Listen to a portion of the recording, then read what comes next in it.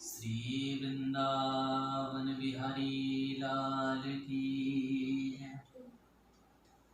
चेतो दर्पण मार्जनम भवमहादावाग्निर्वापणम् श्रेयः भैरवचन्द्रिका वितरणं विद्यावधू जीवनम् आनन्दाम्बुधिवर्धनं प्रतिपदं पूर्णामृतास्वादनम् सर्वात्मश्नपनं परं विजयते श्रीकृष्ण संकीर्तनम। श्रीमन महाप्रभु शिक्षाष्टक के प्रथम श्लोक में कह रहे हैं, श्री कृष्ण संकीर्तन की जय हो, श्री कृष्ण संकीर्तन की जय हो।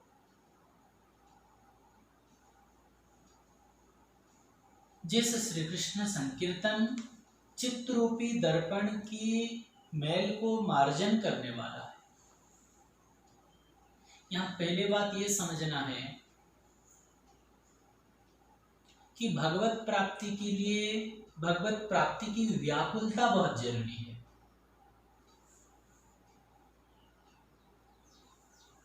ऐसा कोई योग, यज्ञ, जप, तप, ध्यान, व्रत, ऐसा कोई सत्कर्म नहीं जिससे भगवत प्राप्ति संभव हो।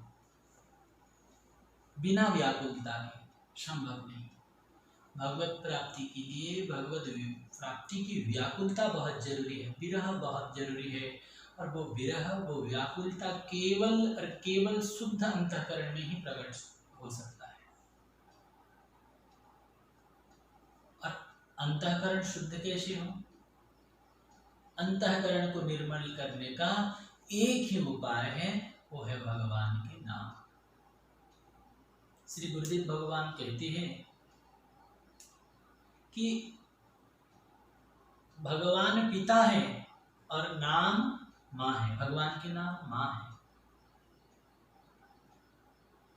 जैसे कोई बच्चा के शरीर में धूल लगा है, मल लगा है, तो उसको साफ कौन करती है? माँ करती है। तब जाके पिता गोद में लेते हैं। ठाकुर जी भी स्वयं कहते हैं, निर्मल मन जन सो मोहि पावा, मोहि कपट छल छिद्र न भावा।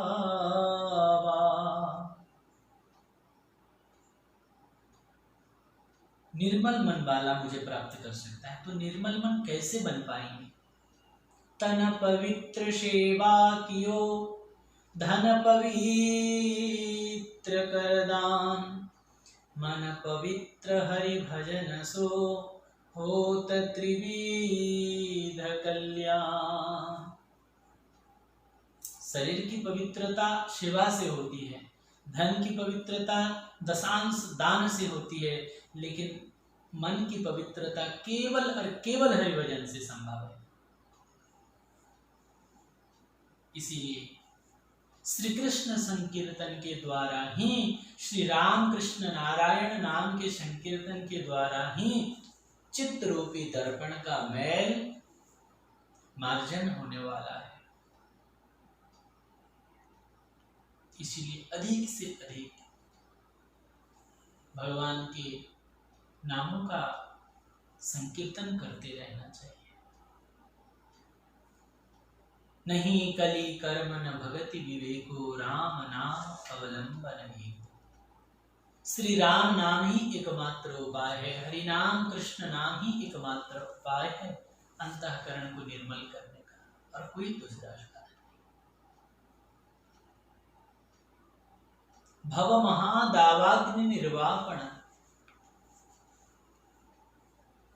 और भगवान के नाम संकीर्तन ही संसार रूपी महादावाग्नि को शांत करने वाला है। दावाग्नि क्या है? आधि दैविक, आधि भौतिक, आध्यात्मिक, ये जो तीन प्रकार के ताप हैं, अशांति है,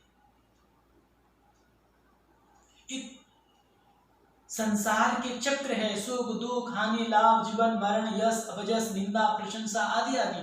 ये दावाग्नि को शांत करने के लिए केवल और केवल नाम ही समर्थ है और कोई उपाय नहीं है, कोई उपाय नहीं है। सारा जगत दुखिया नानक सारा जगत दुखिया, नाम आधारी सुखिया नानक नाम आधारी सुखिया। जो भगवान के नामों का आश्रय कर लिए उन्हें कोई फर्क नहीं पड़ता संसार के सुख दुख हानि लाभ जीवन मरण यश अपयश से।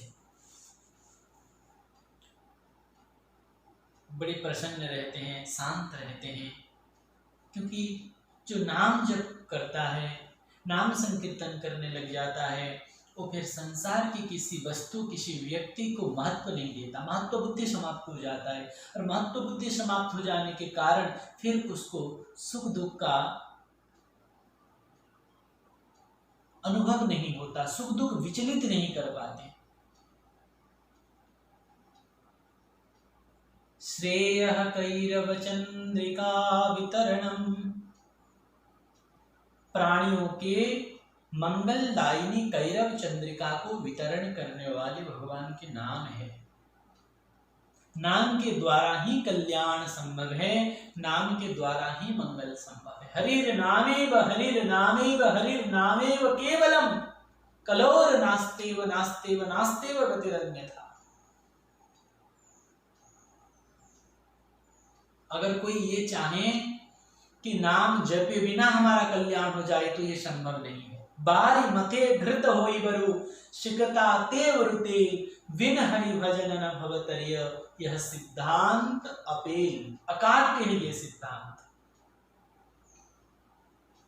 जल को मंथन कर घी नहीं निकलता, लेकिन कोई कहे तो विश्वास कर सकते हैं असंभव संभव हो सकता है। शिकता ते वरुते, लेकिन विन हरि भजन न भवतर्य, बिना हरि भजन के कल्याण संभव नहीं है, नहीं है और नहीं है।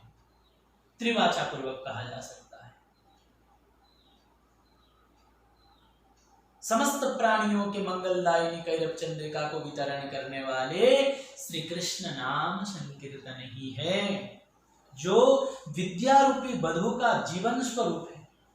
श्रीमद् महाप्रभु कहते थे कि हरिनाम बिना विद्या विधवा है।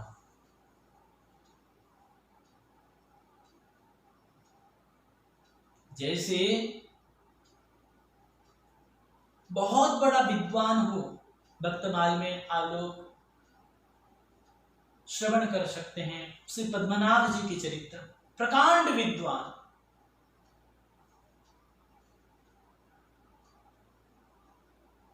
भगवती वाकदेवी का उन्हें वरदान था कि उन्हें शास्त्रार्थ में कोई जीत नहीं सकता।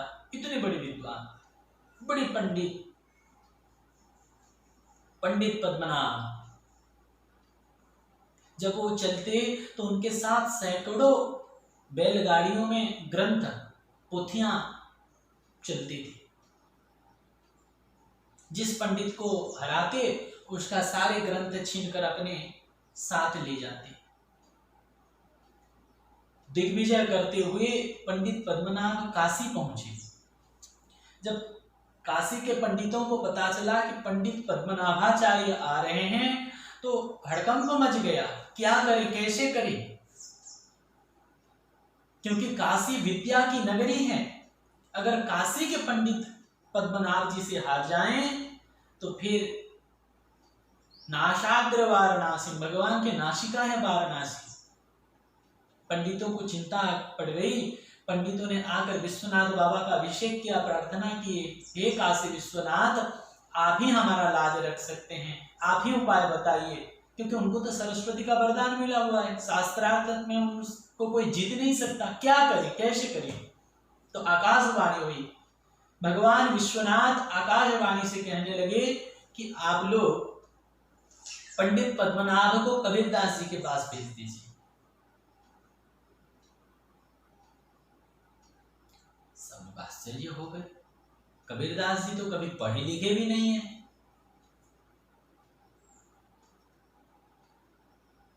मसी कागज छुयो नहीं, कलम गयो नहीं हाथ, लेकिन भगवत वाणी में ही सामर्थ्य होता है, ये मानकर सब लोग समझ गए कि कबीरदास जी परम सिद्ध महात्मा हैं, साक्षात भगवान विश्वनाथ आदेश कर रहे हैं। अब सब लोग निश्चिंत हो गए। जब पंडित पद्मनाभाचार्य आए तो काशी के पंडितों ने हाथ जोड़कर बोले, महाराज ये तो पंडितों की नगरी है, विद्वानों की नगरी है, किस किस से आप शास्त्रार्थ करेंगे? आप एक काम कीजिए, हम सब मिलके ये कह रहे हैं कि आप हमारे यहाँ एक परम विद्वान महापुरुष हैं श्री कबीरदास जी, आप उनसे शास्त्रार्थ कर लीजिए। अगर उनको आप जीत गए तो हम सबको जीत गए, बस हम सब विजय पत्र लिख देंगे आपको। अगर उनसे हार गए तो फिर तो और कोई बात नहीं। लेकिन वो बड़े विनम्र महापुरुष हैं, आपसे शास्त्रार्थ नहीं करेंगे, आपको उनको उकसाना पड़ेगा, विवश करना पड़ेगा। बोले ठीक है, ऐसी बात है, इतने बड़े विद्वान है तो फिर हम उन्हीं से शास्त्रार्थ करेंगे। पंडित पद्मनाभ जाके पहुंचे हैं कबीरदास जी के पास। कबीरदास जी बैठ के राम राम राम राम राम राम राम राम कबीरदास जी के पास आए हैं।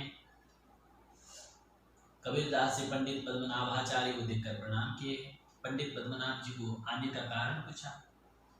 पंडित बोले कि आप हमसे शास्त्रार्थ कीजिए। शास्त्रार्थ मैं तो बिना पढ़ा लिखा साधु हूं, आपसे कैसे शास्त्रार्थ कर सकता हूं? बोले नहीं, आप ऐसे बात टालेंगे तो नहीं होगा, आप ये दैन्यता त्याग कर हमसे शास्त्रार्थ कीजिए, हम आपसे शास्त्रार्थ करना चाहते हैं। काशी के पंडितों ने बताया कि सबसे बड़े विद्वान आप हैं, तो हम आपसे शास्त्रार्थ करेंगे। कबीरदास जी पंडितों की ओर देखा। पंडितों ने हाथ जोड़कर आके निवेदन किया, महाराज भगवान विश्वनाथ की आज्ञा है, आप इनसे शास्त्रार्थ कीजिए। बोले अच्छा कोई बात नहीं, अगर भगवान की आज्ञा है, शंकर जी की आज्ञा है, कोई बात नहीं। आसन लगाया गया, हजारों लोग बैठकर दर्शन कर रहे हैं। कबीरदास जी बोले आप कुछ पूछिए। बोले नहीं। पंडित बोले आप पूछिए कबीरदास जी से, क्योंकि जो उत्तर देगा पहले उसके लिए ताली बजेगी। बहुत अपनी विद्वता का अहंकार था पद्मनाभ जी को। बोले नहीं आप पूछिए पहले कबीरदास जी। बोले अच्छा ठीक है, तो आप ये बताइए, पढ़ी समुझे की समुझी पढ़ी, मोहि कहो द्विजराय, सुनि कबीर के वचन को पंडित गयो चकराय। कबीरदास जी बोले हे पद्मनाभाचार्य जी, आप पढ़ के समझे हैं कि समझ के पढ़े हैं? पंडित प्रश्न सुनकर दंग रह गए। देखिए संतों के वाणी में एक प्रभाव होता है। संत का वाणी गंगा का पानी और श्री राम की कहानी, ये महा महिमा है। सारे पंडिताई किनारे रह जाता है किसी साधु के वाणी के सामने। कबीरदास जी बोले कि पढ़ी समझे कि समझी पढ़ी। आप पढ़ के समझे हैं कि समझ के पढ़े? समझ माने ज्ञान। क्या आपको वास्तविक ज्ञान हो गया? इतने शास्त्र अध्ययन करके आपको ज्ञान की प्राप्ति हो गई, विवेक की प्राप्ति हो गई। ज्ञान विवेक कहते किसको है? सत असत की भेद जिसको मालूम पड़ गया वो वास्तविक ज्ञान है, विवेक है। और असत का त्याग कर सत को स्वीकार कर लेना, यही वास्तविकता है, यही समझ है। पंडित मन में विचार किए कि अगर मैं पढ़ के समझ गया होता तो ये झूठी मान प्रतिष्ठा के चक्कर में मैं शास्त्रार्थ करते हुए न घूमता, और अगर समझ के पढ़ता तो भी ये अहंकारी न बनता। अब कोई उत्तर न दे पाए, उदास हो गए और वहीं से उठ के चल दिए गंगा के किनारे। सब लोग सोच रहे हैं, पंडित कुछ सोचने के लिए गए हैं, आके उत्तर देंगे, सब इंतजार कर रहे हैं। पंडित जाके गंगा के किनारे बैठे एक वृक्ष के नीचे, बहुत बड़ा बरगद था। बैठ के सोच रहे हैं क्या करूं,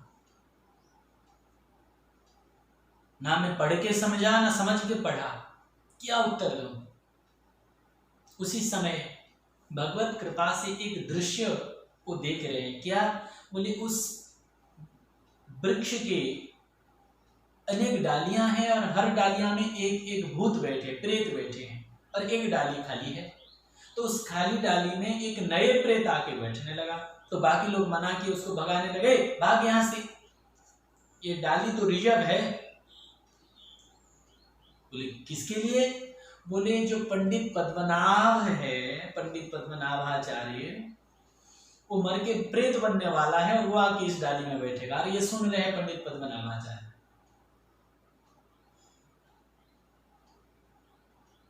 तो नए प्रेत पूछने लगा, बोले इतना बड़ा पंडित भला प्रेत क्यों बनेगा?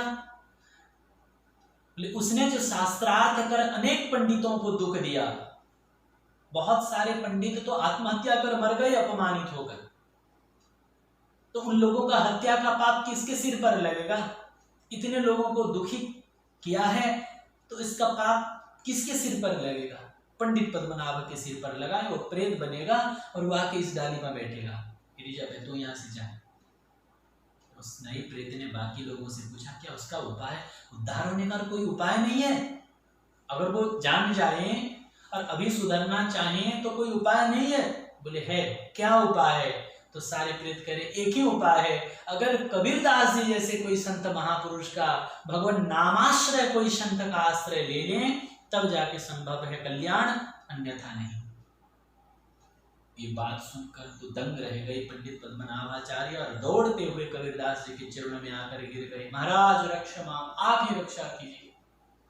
बोले अरे आप इतने बड़े पंडित हैं, आप हमसे क्यों प्रणाम करें, बैठिए उत्तर दीजिए। बोले नहीं, बस ना हमने समझ के पढ़ा ना पढ़ के समझा। ये बात आप सही कह रहे हैं, अगर समझ के पढ़ते तो अहंकारी न बनते, अगर पढ़ के समझ जाते तो भी ये मिथ्या अहंकार को त्याग कर भगवत भजन में लग जाते, अपना कल्याण का मार्ग को प्रशस्त करते। आप अब उद्धार कीजिए, आप हमें पढ़ाइए। हम तब पढ़ाएंगे जब अपना सारा पोथी आप गंगा जी में प्रवाहित कर देंगे। तुरंत सब प्रवाहित कर दिए। कबीरदास जी बोले हमें तो 2 अक्षर का ही पाठ आता है। क्या? बोले एक है रा और दूसरा है माँ, राम, राम नाम की पाठ। कबीरदास जी कहते हैं नहीं छोड़ू रे बाबा राम नाम, नहीं छोड़ू रे बाबा राम नाम, मोहि और पढ़न सो कोनो काम, मोहि और पढ़न सो कोनो काम,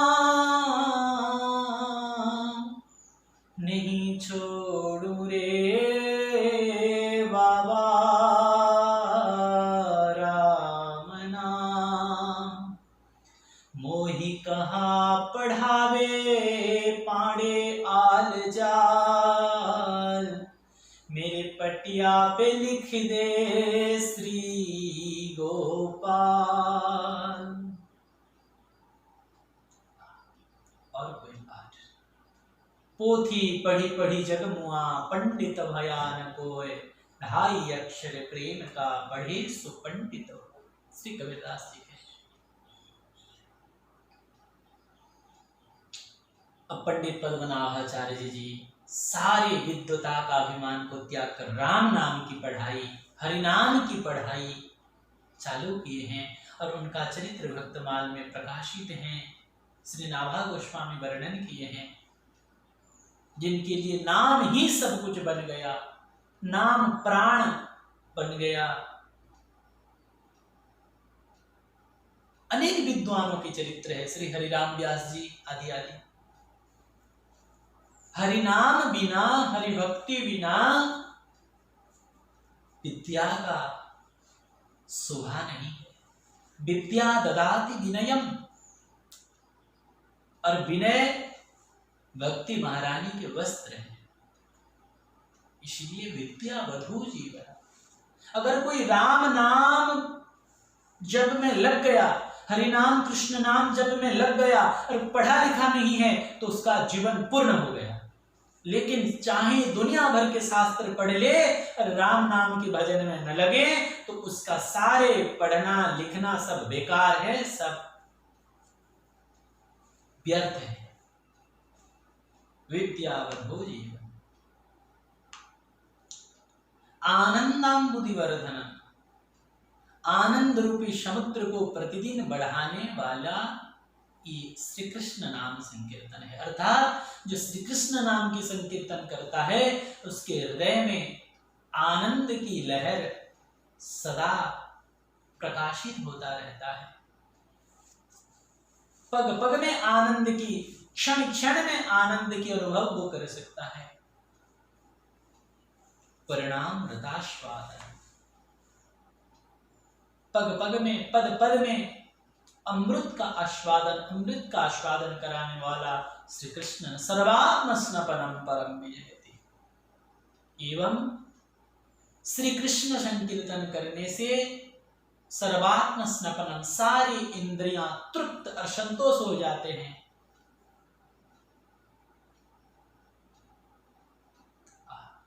फिर नेत्र और कुछ देखना नहीं चाहता, कान और कुछ सुनना नहीं चाहता, जीवा और कुछ आस्वादन करना नहीं चाहता।